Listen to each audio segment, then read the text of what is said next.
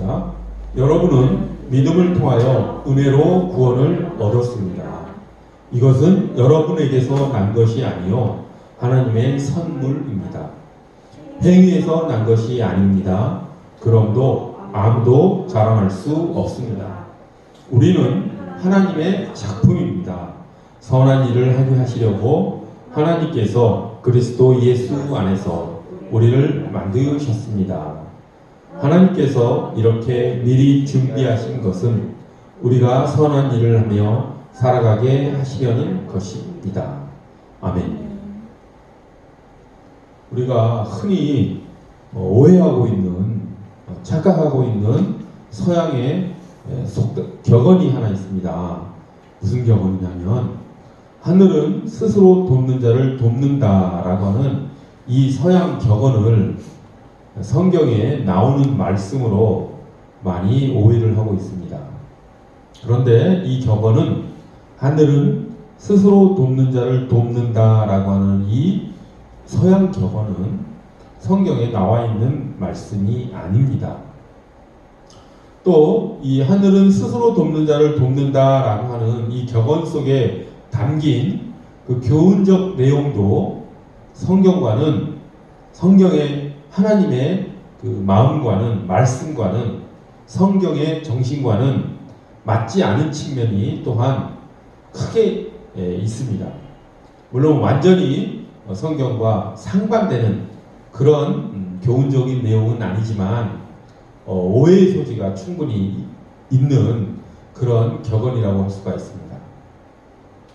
하늘은 스스로를 돕는 자를 돕는다라고 하는 말이 참 그럴듯해 보이죠. 열심히 노력하는 사람에게 하나님께서 도움의 손길을 주신다. 이렇게 풀어 말할 수가 있죠. 그러니까 아무 일도 하지 않고 게으른 사람은 하나님께서 돕지 않으신다. 이렇게 얘기할 수도 있습니다. 그렇다고 한다면 이 말씀이 당연한 거 아닌가? 이것은 성경에 직접적인 어떤 구절은 없다 하더라도 성경에 나타난 그 하나님의 마음과는 맞는 것, 같은 방향으로 같은 방향을 가리키는 그런 말씀, 격언은 아닌가 우리가 이렇게 생각할 수가 있습니다. 그러나 이 격언은 참으로 성경의 정신과는 상반되는 성경에 나타난 그 하나님의 그 마음을 좀 왜곡하는 그런 측면이 있다는 것을 우리가 조심해야 됩니다. 오늘 본문 말씀을 통해서 하나님께서 우리에게 주시는 그 말씀을 통해서 왜 이 서양 격언이 그럴듯해 보이는 이 서양 격언이 성경의 정신과는 상반될 수 있는 그런 오해의 소지가 있는 그런 격언인지 우리가 잘 깨달았으면 좋겠습니다. 그리고 이 격언에 나타나 있는 잘못된 오해할 수 있는 그런 부분들을 우리가 걷어내고 진정 하나님의 마음에 따라 하나님의 뜻에 따라 하나님의 말씀에 따라 신실한 신앙의 삶을 살아가는 우리가 되기를 간절히 소원합니다.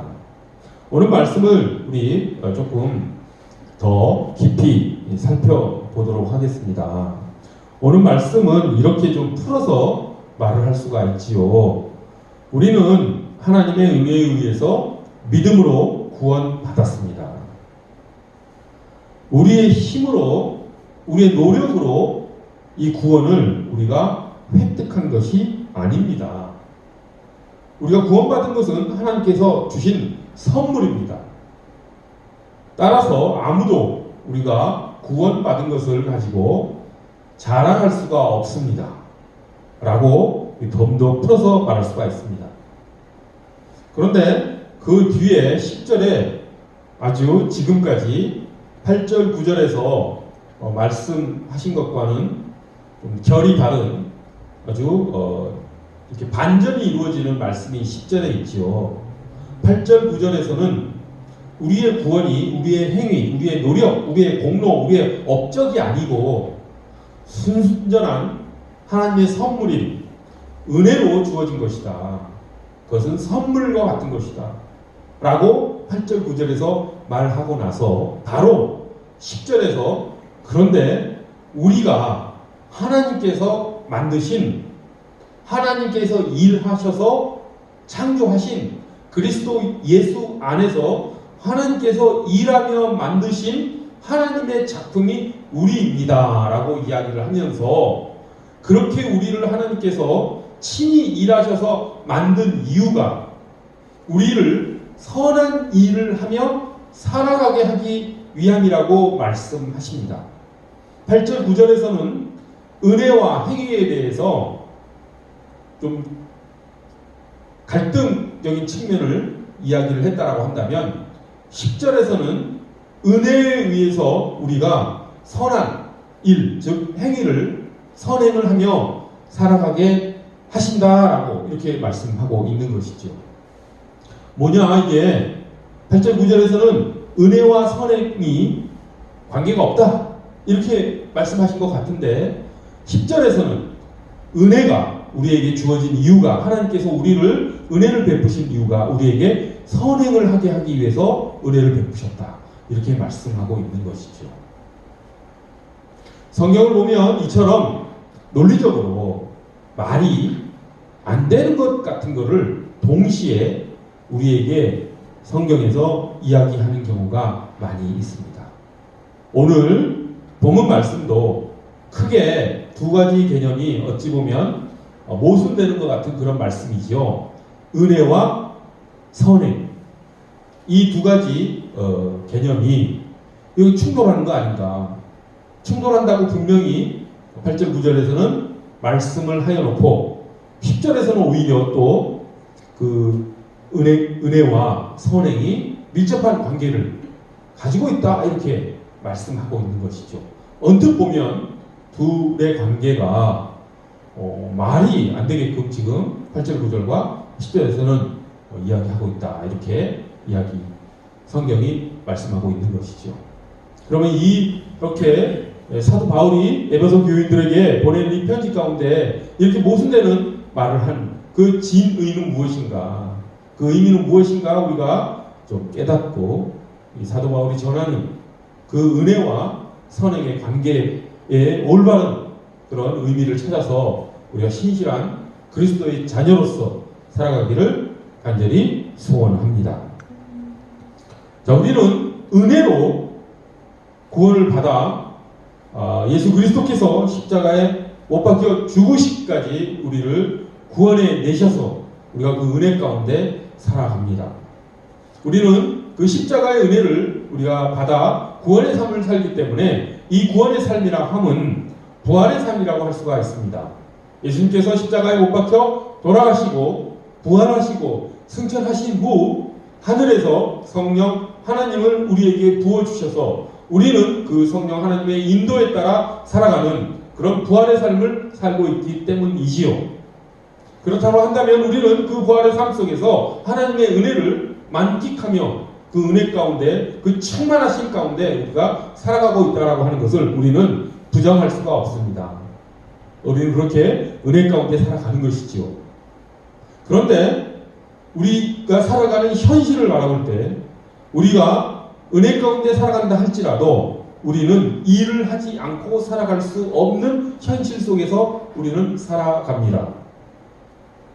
행위에 의해서 우리가 부활의 삶을 살지 않는다라고 하는 것을 우리가 알고 있지만 우리의 공로나 우리의 업적에 의해서, 우리의 선행에 의해서 우리가 구원의 삶, 부활의 삶을 사는 것은 아닌 것을 우리가 깊이 깨닫고 십자가의 은혜에 감사하며 살아가고 있지만, 현실은 우리는 일을 하며 살아가야 된다라고 하는 것은 그것은 부정할 수 없는, 부인할 수 없는 현실이지요.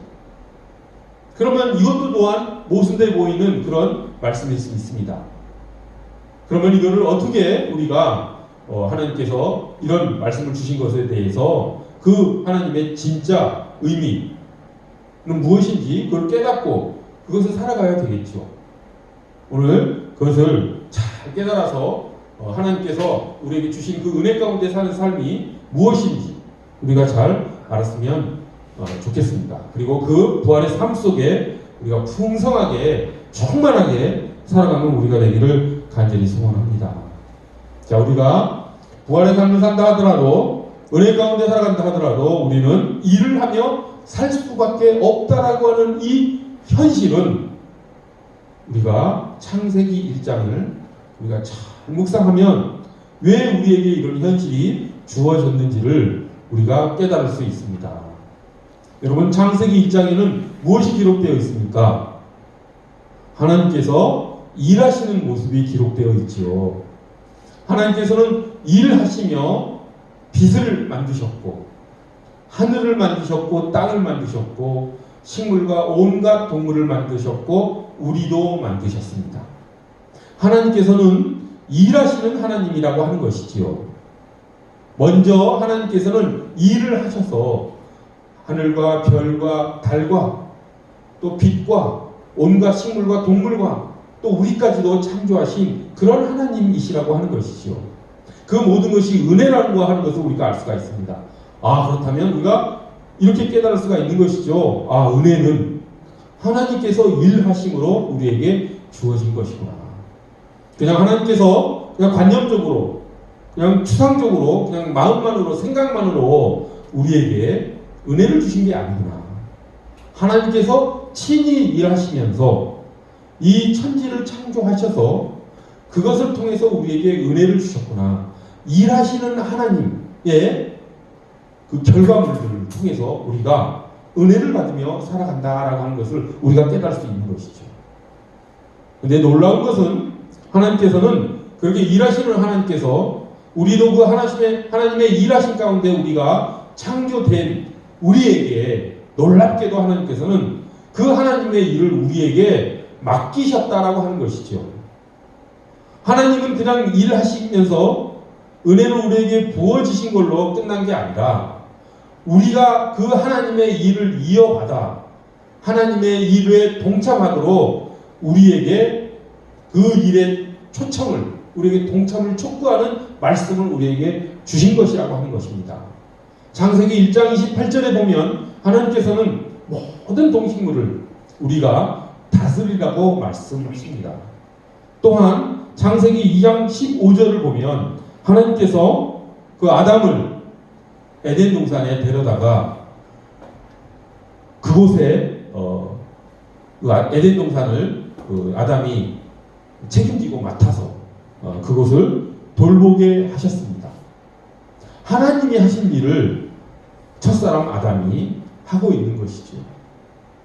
그리고 사람을 창조하고 사람에게 모든 세상을 다스리라 라고 이야기하신 것은 하나님이 하시던 일을 우리 사람에게 하도록 그렇게 위임을 하신 것이라고 하는 것을 우리가 창세기를 통해서 우리가 확인합니다.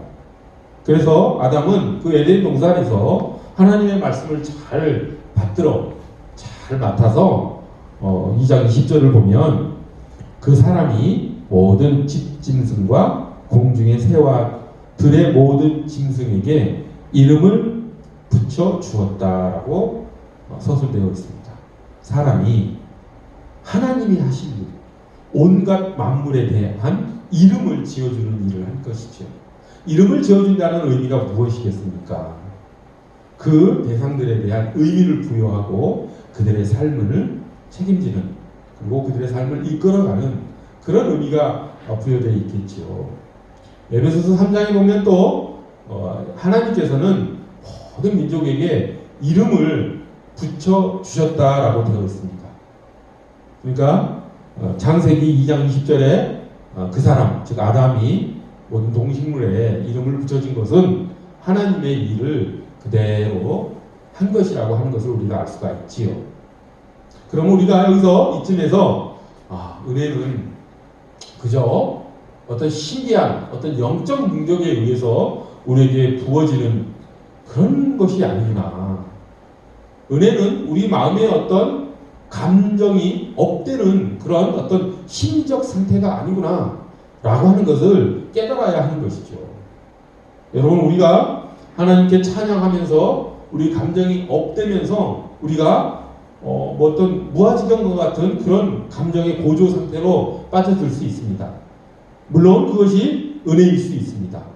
하지만 그것이 은혜의 전부는 아니라고 하는 것이죠. 감정이 업되는 것은 은혜의 한 방편이지만 그것이 은혜의 전부는 아니라고 하는 것. 더 중요한 은혜는 하나님께서 일을 통해서, 일을 하심을 통해서 우리가 은혜를 전달받는다라고 하는 것. 그것을 우리가 명심해야 될 것입니다. 창세기 1장은 그럼으로써 그렇기 때문에 우리가 어떻게 하나님과 관계를 맺으면서 하나님께서 주시는 그 은혜를 우리가 어떻게 받으면서 살아가는지, 하나님께서는 그 창조 행위를 하시고 나서 항상 말씀을 덧붙이셨죠. 보시기에 좋았더라 라는 말씀을 덧붙이십니다. 은혜를 베푸시고 하나님께서도 좋으신 것이죠. 꼭 이거 명심합시다. 창세기에서 그렇게 일을 통해서 은혜를 베푸신 하나님께서 또 무슨 말씀을 하셨는지 꼭 명심했으면 좋겠습니다. 무슨 말씀하셨습니까? 그 일을 우리가 이어받기를 원하신다라고 하는 것. 하나님께서 하시던 일을 우리가 이어받아서 그 하나님이 하시던 일을 우리가 하기를 원하신다라고 하는 것. 그것이 오늘 본문 10절의 말씀이라고 하는 것. 제가 10절 다시 한번 봉독해 올려드리겠습니다. 그러면 여러분 아마 이 10절의 내용이 다시 새롭게 여러분들에게, 우리에게 다가올 것입니다. 우리는 하나님의 작품입니다. 이 말씀은 우리가 하나님의 작품이라는 그 의미는 하나님께서 일하심을 통해서 우리가 창조되었다. 그 일의 결과물이 우리다 라고 하는 것을 의미하는 것이죠. 계속해서 10절 봉독합니다. 선한 일을 하게 하시려고 하나님께서 그리스도 예수 안에서 우리를 만드셨다고 되어 있습니다.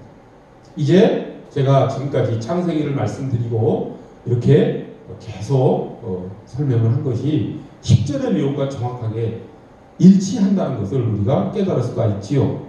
하나님께서는 선한 일을 우리가 하게 하시기 위해서 우리를 창조하셨다라고 하는 것. 그것이 하나님의 선한 일이었다라고 하는 것.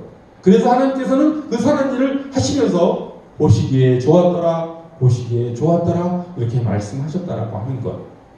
그것을 우리가 깨닫고 우리가 어떤 삶을 살아야 될지, 하나님께서 우리에게 맡기신 이 선한 일을 우리가 하면서 살아가야 되겠다고 하는 것을 깊이 명심하고 살았으면 좋겠습니다. 그런 삶이 진정한 부활의 삶임을 확신합니다. 그런 부활의 삶 속에 충만한 삶을 살아가는 우리가 되기를 간절히 소원합니다.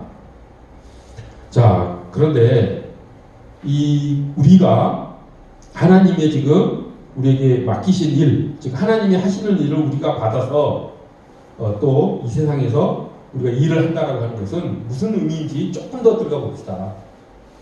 우리가 일을 한다라고 하는 것은 하나님의 은혜를 우리가 받는 통로이면서 그 하나님의 그 은혜를 또 타인에게, 우리 이웃에게 전하는 통로라는 것을 우리가 꼭 깨닫고 그 선한 일을 하며 살자라고 하는 것이죠.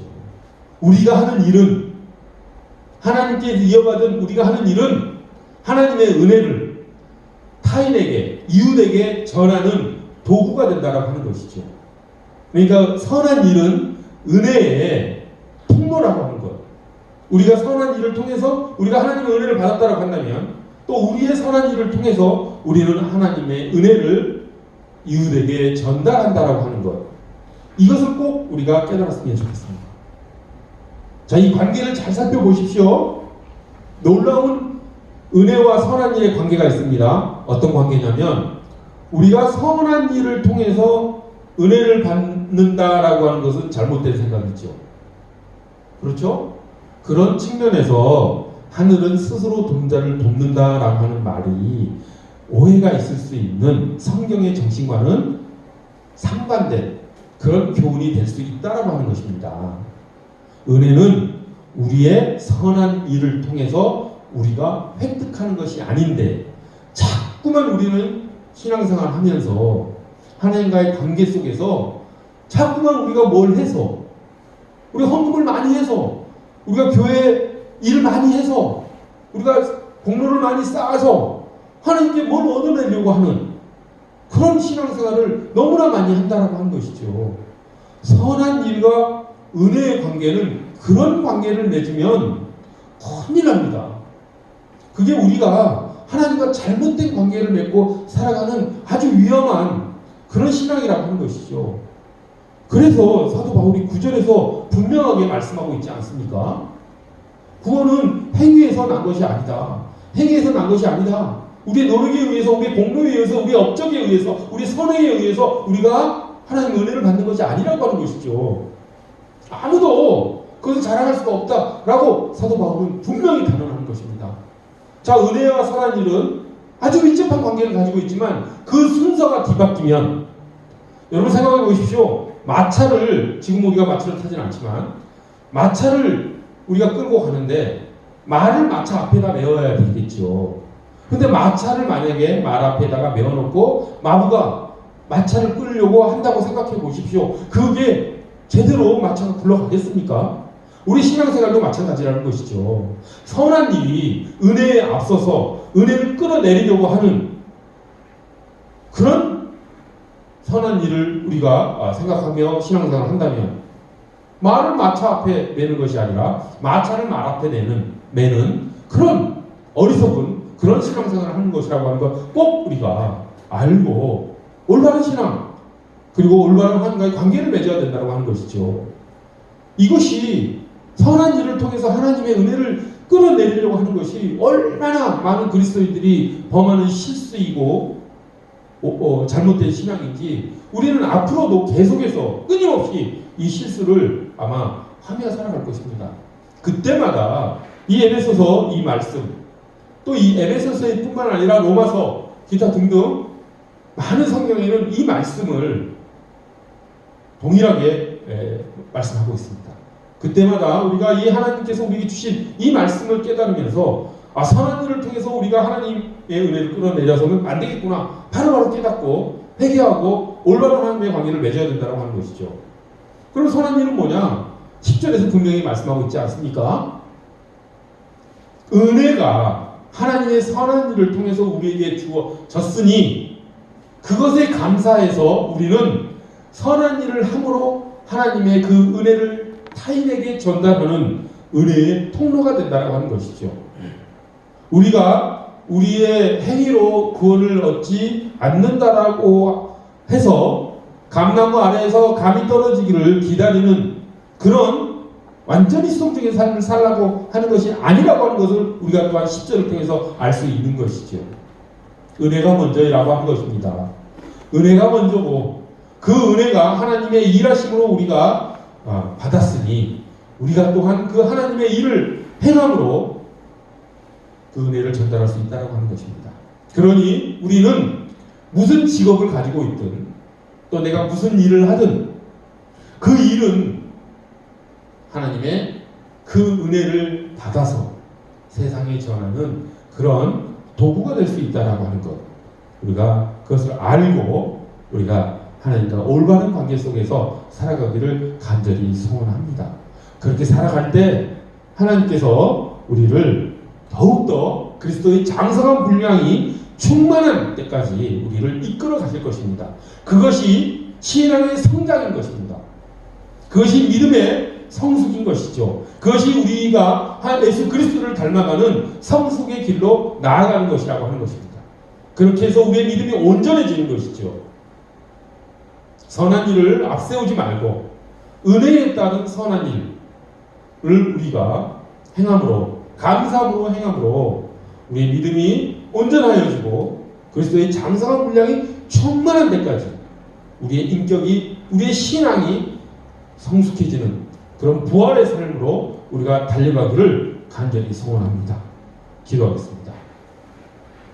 거룩하고 자비로우신 하나님 아버지, 하나님께서는 일하심으로 우리에게 은혜를 베풀어 주셨습니다. 그 하나님의 일하심으로 저희가 구원을 받았고 예수 그리스도께서 또한 십자가에서 그 치욕의 일을 당하시면서까지 우리에게 구원의 은혜를 베풀어 주셨습니다. 하나님, 그 은혜에 감사하는 그런 삶을 살 수 있도록 하나님 저희를 인도해 주시옵소서. 하나님, 그 은혜가 선한 일을 통해서 받았사오니 저희 또한 선한 일을 통해서 하나님의 일을 세상에 전하는 주님의 증인으로서의 삶을, 부활의 삶을 풍성히 살아가는 우리가 될 수 있도록 주님께서 이끌어 주시옵소서. 그렇게 달려나가는 삶 가운데 저희 믿음이 온전하여 주고 그리스도의 장성한 그 분량이 충만한 데까지 우리의 신앙이 성숙할 것을 저희는 믿습니다. 그렇게 인도함 받는 부활의 충만한 삶을 살아가는 우리가 되도록 하나님께서 이끌어 주시옵소서. 감사드리며 예수 그리스도의 이름 받들어 기도드립니다.